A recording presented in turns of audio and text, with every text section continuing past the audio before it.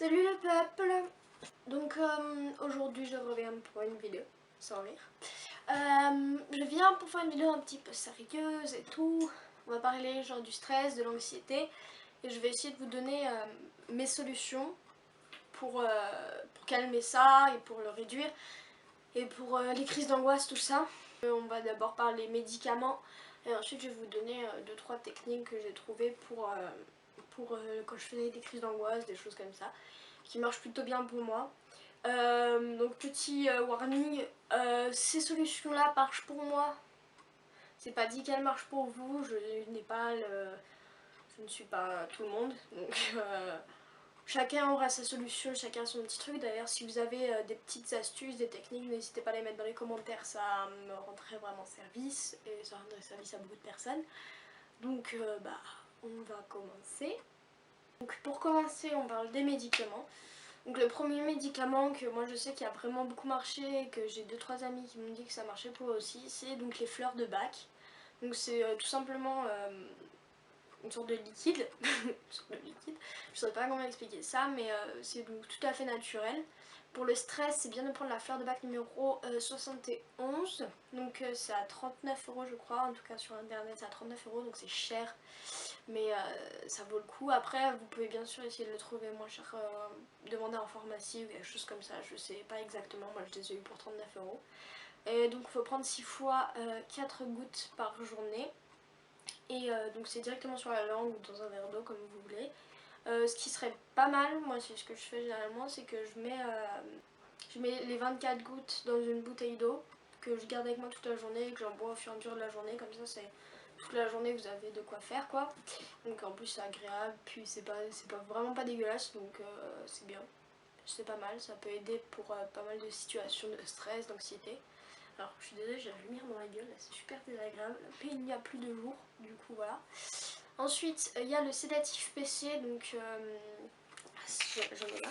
Ça se présente en petite granule comme ceci, et enfin en granule, en comprimé quoi.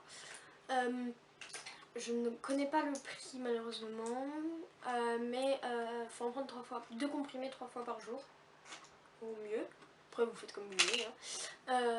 C'est pour le stress aussi, par contre c'est genre vraiment pas... si vous avez un gros stress, c'est pas non plus super efficace. C'est pour les troubles mineurs du sommeil aussi. Donc si vous avez un tout petit peu du mal à dormir ou quoi que ce soit, ça peut bien marcher. Voilà, après comme médicament là c'est plus dans l'insomnie. Donc pour ces médicaments là, demandez vraiment l'avis à un médecin, à un pharmacien, à n'importe qui, quelqu'un qui vous suit. Parce que c'est très important, ils sont vraiment lourds et de toute façon on ne peut pas les avoir sans prescription. Donc c'est l'Atarax et l'Exomil, voilà l'Exomil. Donc ils sont très lourds, ils assomment plus qu'autre chose, c'est un peu compliqué, je vous conseille pas de les prendre, mais si vraiment en dernier recours vous voulez essayer, essayez. Moi j'ai très mal réagi, mais j'ai un très mauvais métabolisme. Métabolisme qui est très faible, donc c'est sûr que c'est plus compliqué pour moi de prendre des médicaments forts comme ça. Si vous gérez plutôt les médicaments, essayez, mais c'est vraiment pas conseillé quoi. Parlez-en à vos médecins encore une fois, c'est très important, et voilà. Donc encore une fois, tous ces conseils là ne sont pas les conseils d'un professionnel. Je suis là avec ma petite expérience, je vous donne mes petites astuces, mais parlez-en. C'est tout ce que je vous conseille vraiment, sincèrement. Parlez-en à un médecin, parlez-en à une psychologue, à une amie, à l'infirmière du lycée, du collège, enfin peu importe, à n'importe qui que vous pouvez. C'est vraiment très important et ça aide beaucoup parce que on se rend pas compte mais on a beaucoup de choses à dire. Et puis on a besoin de soutien de toute façon quand on est dans cette situation là. Pour ceux qui ont de l'anxiété, malheureusement c'est quelque chose qu'on doit un peu subir, mais ça vous empêche pas de trouver des solutions, même si c'est des solutions qui marchent qu'avec vous, des petites astuces comme ça. Franchement, faites-les, faites tout vos maximum pour que ça se passe bien. Ne vous forcez pas dans des situations qui sont malsaines, qui ne vous plaisent pas. C'est tout ce que je vous conseille.